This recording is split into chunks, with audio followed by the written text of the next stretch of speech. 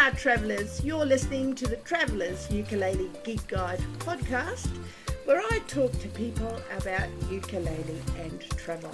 Today we are going across the ditch from Australia to New Zealand. There's a very interesting person who plays ukulele over there, and it's my pleasure to introduce her to you today.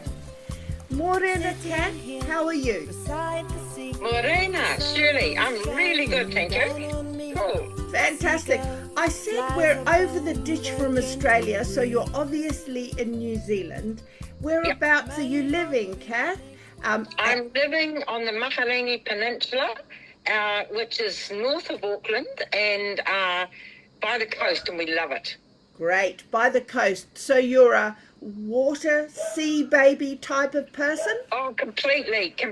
They call me a turtle, and Turtle Woman is, Loki Manuikahi's, in all my novels, that's one of the main mythical figures that goes along with the others. So, yeah, absolutely feel more comfy in the sea than on land. Fantastic, absolutely fantastic. So, water is a big part of your life. You live in the South Pacific. Where do you think all of that origin story and the affinity for water comes from? I think it's just growing up near the water, and my escape was always the water. And I was a big kid, I was different, I was a different colour, and I was a different gender, and I was different in all respects, and I didn't feel that comfy. So my escape was always, I lived in a working class housing corporation. I'd ride my little red bike to the sea, and that was my escape. And in those days, there was no entertainment except the beach. And so that's where our parents took us. And we had a little old dinghy, and we'd go out. We didn't have much money, so we went out and caught fish. And it all began there, I think. Yep, fantastic. And also your ethnicity as well. You've got a mixed ethnic background, don't you, that lends itself to oceanic life? Definitely, and a lot of that I didn't know growing up, found out more later. Te Rarawa on the mum's side, African on my dad's side. My dad, we never knew because Dad's mother gave birth to two twins, and she died in childbirth. So it was all a mystery till I found this picture of Uncle George, who was black. And I said, "Who's Uncle George?" And the auntie said, "Oh, why? He's Pākehā, of course, like British, of course." So, I mean, it was a big journey, and my brother did tons of research, and then we all did our DNA, and it all came out. So, good. So you embrace that as part of your identity, and that's life, isn't it? Cath, this is the Travellers Ukulele Gig Guide podcast. If I was a grey nomad caravanning person and I was driving up to your area, what would you suggest I go and see? Definitely Goat Island Marine Reserve, which is absolutely stunning. You don't need lungs. You just need, well, you do need lungs, but for singing too. But you can just snorkel all around the island, and it's absolutely divine. Lots of beaches, fantastic swimming everywhere, places you can stay, freedom camping, and Tawharanui Marine Reserve. We've got a lot of marine reserves in Aotearoa and a lot of national parks where people can just visit for free. Awesome. Oh, that's in keeping with my budget, Cath. Yep, absolutely. When it's free. Now, Me too. In Māori, there's a word called kai moana. What is kai moana, and what does it mean to you? Kai moana is seafood, and it's my favourite food on the planet. And this links in with ukulele because I said to my partner, I've joined a ukulele group, and guess what? The leader is married to a farmer. What kind of farmer do you think I like best in the whole wide world? And she said something to do with kai moana, and I said, yeah, he's an oyster farmer. So hence, soon after that, we started up the ukulele and oyster festival at Lee Sawmill. And the rest is history. That was the first time our band ever played. It was awesome. Fantastic. You mentioned this festival. What was it called, and is it still going? No, it isn't now, but lots of festivals start and move on, as you know. I mean, we went to Geraldine, we've been to a lot of the Ook festivals in Aotearoa. That one isn't going anymore, but other ones have taken their place. We started up the Maharangi, there's now one at Mangawhai, with fabulous one we went to at Opotiki. There's no shortage, Tiano's awesome. So there's no shortage of fantastic festivals. Fantastic. And fantastic is the word, because we're a small country in New Zealand, Aotearoa, but we pack a punch, don't we, sis? Yeah, definitely. No question about that. Now, but Aussie's great too, and we have like a lot of interplay. Like Paul Johnson, who started Four String Festival here, has now taken it to Aussie, and there's a lot of interplay. Sue Kidd and Duplicity came over here, so we play with a lot of the Aussies, and they invite us back over there. So there's a lot of stuff happening that's intertwined. It's good. Yes, the corridor is open. Awesome. Now, Cath, we better come back and talk to the core topic of our podcast, and that is ukulele. Can you take us back to the beginning? First, I'd love to know how you got your name, your nickname, Riff Queen, and tell us a little bit more about what that means. Okay, that was Lingy at the from the Lost Chords band at a fabulous ukulele they still hold in Auckland, and there'd be about 120 people there. And I did a solo for them after about a year of going. I thought it'd be really good fun. I pulled together, I do arrangements and compositions too. So I did a solo of, I joined together Puckle Bell, a whole lot of different things. And then it was really, we had a riot, and I got a standing ovation. So Lingy came over and said, oh, well, meet the Riff Queen. So that's how it all began. It just kind of stuck. And being a writer, I thought, this is good fun. So I wrote something about the Riff Queen online. And people love the Riff Queen more than me, so I just use the Riff Queen now. It's great fun. Yeah, fantastic. I love it. It is a little bit of a pseudonym. And you did just quickly refer to the fact that you are an author. You're a published author and an academic as well, aren't you, Cath? Yes, I did my time in the University of Auckland, and taught there as a professor for several years. And then I came out and thought, okay, these are books that I study. Where are the books I want to read? Where are the books about gays and lesbians and multicultural people and eco-novels and things like that? So I started writing a series of eco-novels, which Kitty Hume helped me and encouraged me, and Kauri was the first one, and Witi Ihimaera launched the final one, Katiaki Tanga Pacifica, at the Frankfurt Book Fair in 2012. Awesome fun. Really amazing. Fantastic. Absolutely amazing. But not only have you rubbed shoulders with literary giants like Witi Ihimaera, in Frankfurt, no less, but you've also, musically, you've stood side by side or shared a stage with other people that are in New Zealand, such as the Top Twins. Oh, God, that's quite funny, actually. The Tops were really good friends of mine. So, and I actually used to clean the pub, the Alexander Tavern, where they used to play on a Friday night. When I was at university, that helped put me through university. So there's a long history back there. But my musical background's actually classical. I grew up with classical music at the Conservatorium of Music at Auckland, sang in Auckland Choral Society, University Dorians, University Singers, 6 nights a week. Absolutely loved it. And with the New Zealand Symphony Orchestra, the Auckland Philharmonic, and awesome conductors like Sir Peter Godfrey. So my whole background was choral music. So it was a real shock to me when I got into ukes, and I thought, all of this other rock stuff, this is really cool, but this is like a totally different world for me. And but I've absolutely loved it. My classical friends are absolutely shocked. I love it. Actually, you've just answered my next question, Cath, because what I was going to ask you was ukulele music and the on the whole, the lay person who plays ukulele has no musical background.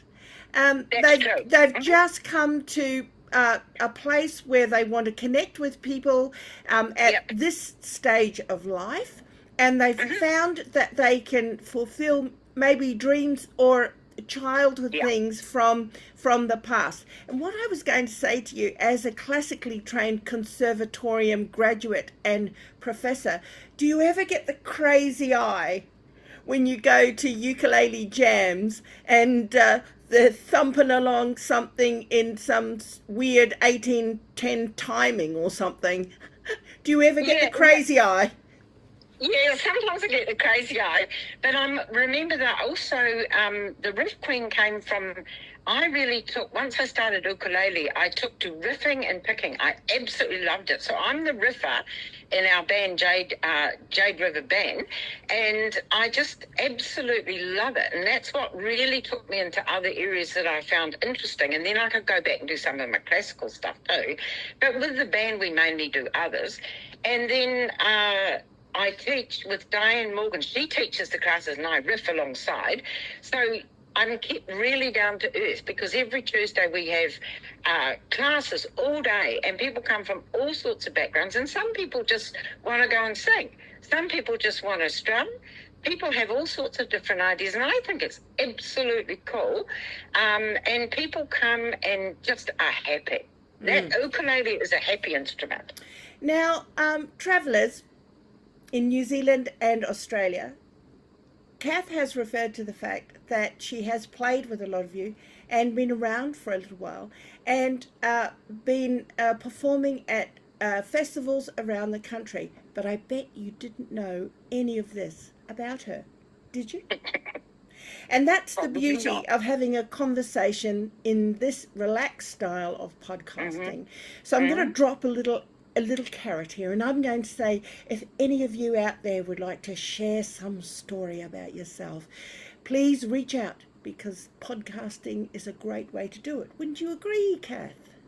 Totally agree. I think it makes it really accessible to lots of people, and that's what ukulele is about. You get on one hand people like Jake Shimabukuro, who was my hero back then, but then people just absolutely pick up their ukes anywhere. Lingy does that. She plays in the Lost Chords, but she came up to a performance we did at Northern Beach just recently, and while in the breaks she just led a sing-along in the breaks, in the lunch, and it was brilliant. So I think it's those, we intertwine all these things together and just have fun. That's right, because, Kanakapila in Hawaiian and for Māori also, tangata whenua, where we get together and we sing and play, because you referred to a fact that, for many of us, the beginnings are humble. There's not much money and there's not much entertainment. So you've got to make that entertainment yourself, and with your people and with your tribe and with your clan. And so when you leave all of that and you go out into the world, Cathie, where do you find your clan? Where is your clan? And ukulele has brought it back, hasn't it? Definitely, because I was sort of, after the Frankfurt Book Fair, I thought, this is the pinnacle of my career as a writer. This is awesome. And then we toured with Whitty to Switzerland, and I thought, fantastic.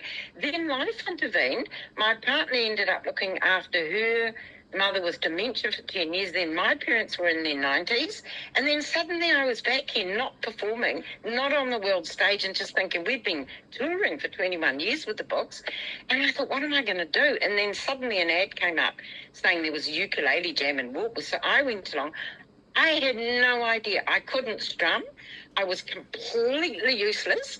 I sat there at the back terrified, and then I noticed one of the two people on stage said she was starting courses at a local old folks home at Total Park. So, and that was Diane Morgan, who you've got to interview too. So I went along, and I thought, this is really cool. I was still useless, and then when I saw her picking and riffing, I thought, I'd like to learn how to do that. So that's how it all began, and then she said, was Diane Morgan Jade River Ukes? And I said, that sounds like the name of a band. And I said, have you got a band? She said, no. And I said, right, we're going to have a band. And we did. So we formed a band, and the rest is history. That's wonderful. Kia ora for that, Cath. tautoko, all of that sentiment and that story. Mm-hmm. It's absolutely Sure. marvelous, and I would love to interview Diane Morgan. I will totally reach out Definitely. to her, and you Definitely. give her a kick for me too, eh? Yeah, I will. I'll give you all the contacts, yeah. All right. Again, something like that. Fantastic. That sounds really good. And yeah, we do a lot of collaboration with a lot of people all around the place, and Yeah. that's Yeah. just one way that you do it. I mean, I think we went and did a performance with only one rehearsal, and people are a bit aghast when you do Yes. that. But the rehearsal is all at home. The Yes. practice Yes. is all at home. The rehearsal is a sound check before you perform. Absolutely. And that gives you... Absolutely, and I actually prefer us really rehearsing stuff really well. I don't like to just go along to a gig and just stand up and do. I mean, there's some gigs you can do that, like markets and that we regard, okay, we're performing, but it's also a rehearsal of some new songs we've got because people are coming in and going. But a proper performance, I really like to be prepared, and like I've seen you do with this, do it professionally and do it well. Yes, well, that's exactly right. And the worst thing is, I particularly when you're on the move and you do a lot and you're very, very busy, and you want it to be great sound. Yeah. You want it to be good quality sound. And when I was in a ukulele duo, our bandmate and I practiced a lot. And we would often... They're brilliant. Oh, thank you. We often, would collaborate with people, but they wouldn't put the work in. And so it was a bit annoying. Or they would try and find some shortcuts. I don't know if you find that. But that's just about, finding your tribe, isn't it, Cath? You've got to find the people that will want to work with you and the people that you can work with. Absolutely, that's it. And it's never that easy because, I mean, our band has extremely different personalities, unbelievably different politics, but we're there to do music. So once we get into music, we're all on the same page. It's fantastic. And I think it's really hard to pull a band together. Diane's got enormous skills in that way, being a teacher, but it's like any theatre, anything like that. It's you're pulling together a lot of personalities, not just musicians. But I think the people I enjoy working with most are the people that really want to put in the work and come out with something decent. But on the other hand, I love doing a session where people are just strumming and humming and having fun. And at the end of the four-string festival, Lingy and I got up and just did a whole bunch of waiata. Actually, not because a Kiwi asked, but an Australian musician, Sue Ferguson, said, I loved you guys singing waiata in the breaks. Why don't you do that to finish the festival? Yay, fantastic. So she joined us on the accordion. Can you imagine waiata with an accordion? It was fabulous fun. Well, weren't most of us from the Celts or the Irish anyway? Yes, absolutely. In the days gone by. Cath, we're almost out of time, but I think when we were having our little warm-up, we came up with a little bit of a solution. Or not a solution, but an idea. And the concept was that we would do another session or two and talk about other parts of the Riff Queen. That would be great. But also, perhaps you might interview me. Was that an idea we came up with? I would absolutely love to do that. And I've done those things before, and I can't imagine anyone else I would really love to interview. And I think it'll be a lot of fun. So, yeah, it's on. Okay, it's on. all right. Fantastic. It's on like Donkey Kong. All right, well, we've got a couple of minutes left, so I want to just ask you this question. It's 2025. It's a brand new year. What sort of goals have you got for you and your ukulele this year? Well, I've just come through a really hard year of heart failure, having to move house, everything where I honestly thought I was either having dementia, I was going to die, or maybe all of them together. And I never believed I would come back to this place. I just want to say to people, don't ever give up, no matter what you're going through. So my ultimate aim is to survive and to come out and really come back to those kind of original dreams I had with the uke and work. I want to work on another big goal for the next four-string festival if we get a chance, and just play and enjoy, because I'm in a group. I mean, I'm in several bands, because there's Jade River Ukes Band, there's Gnarly Girls, I've been in Wild Woman Ukes, and it's just they come and go and things happen, and I love it. I just think be open to all the opportunities that come, and the world. I'm a political creature by nature. I could crawl under a rock with the state of the world at the moment, but instead of that, I just think we've got to uke on and support each other with the positive stuff, because that is essential. That is a beautiful sentiment, life value, and last note for today's conversation, my friend. Kia ora. So kia ora to you, tautoko to all of your stories today. Thank you so much, Cathie Dunsford, aka the Riff Queen. We look forward to talking to you again very soon. All the best in health and life and ukulele for 2025, Cath. Thanks for your time. Kia ora, and the same to you, Shirley. Aloha! Aloha! Well, that's it, my friend. We did it. That's great.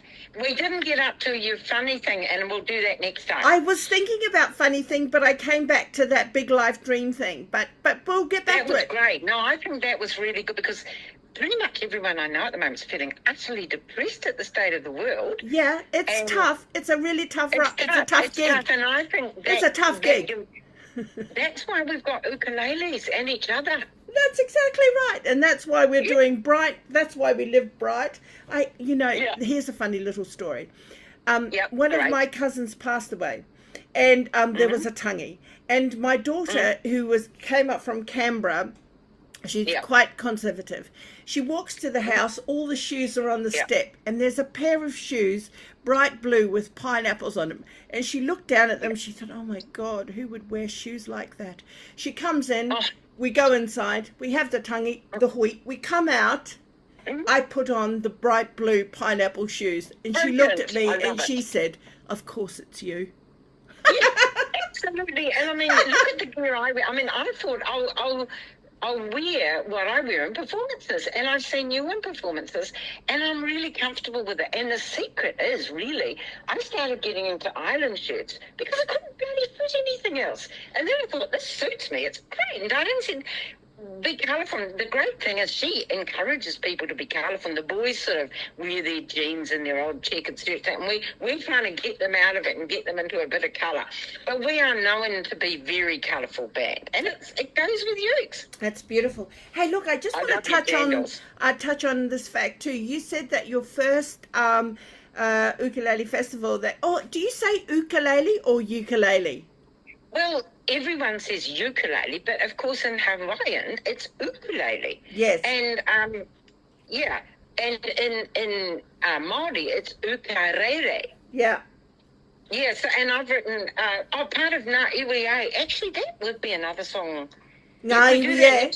So good. Na Iwi, because Diane and I knock out a version of that, and I wrote extra verses to that. So which includes the ukulele and the ukarere. Ah, good. Yeah, fantastic. So we'll do that. Yeah, no worry. Well, I must say, I say ukulele, and that's because, one, I'm not Hawaiian, and two, I'm not in Hawaii. Yeah. But when I'm on their land, I say how they say. I say ukulele. Yeah, well, it's interesting because Diane's pretty good at languages, so we usually say ukulele in class, but everyone says ukulele, and it's fine. It just doesn't matter. Yeah. And so it's... it's just not important. Yeah. And then the other thing is, I was just going to reach back. You said you had your first a ukulele festival, and your first guests were the Nukes. Yeah. Is that right? The Nukes. Yeah, the Nukes. Yeah. Love the Nukes. Okay. So Dave Thiel, Snapper? Yes. Yes. Snapper? So he was my first bass player in a band when we were skinny, scrawny kids. Down in Wellington. God, that's amazing. Because that's the other thing. The name that I've got in the band before the Riff Queen was the snapper of Jade River Ukes. Oh. Because I was outrageous like snapper, and he and I get on like a house on fire, as you can imagine. Oh, yeah. Well, we haven't been, obviously, you know, that was like 50 years ago when we were skinny, scrawny kids. But we all used to live in a house, and I wrote a song about it. The Jazzy Ladies I wrote a song called 308, and they were true stories, apparently. Fantastic. Hey, so you grew up in Aotearoa, right? What's your background? So I'm Māori Cook Islander. My mother was a Cook Islander. Right. Her father was Cook Islander. He was brought to for the land, work for the government. He was taken from his island and brought in. But my grandmother was Māori. They grew up in Helensville. Yeah. Hey, what do you think? I just imagine, for years I've imagined an awesome ukulele festival in Cook Islands. Yes. Yeah, I know it. It'd be great. And I mean, it's hard because people don't have the funding, but the Niue Island one, because the New Zealand government pours a lot of money into it, if you get tourist boards interested, and they think a lot of people are going to come over because of the ooks, they get on board, and that's how Te Anau started. Yeah, it's run by the tourist board. Let us stop the conversation there, because I'm working on something already in Fiji. Brilliant. All right. Kia ora, we're out of time. Kia ora. Take care. Aloha. Wonderful to see you. Thank you, Cath. Bye. Thanks for listening, travellers. Don't forget to subscribe, follow, or click notifications on your preferred platform so you don't miss a yarn. We're posting a new episode every Wednesday morning because it's a great hump day, pick-me-up kind of a podcast. Thanks for listening. This is Shirley Ann. Aloha.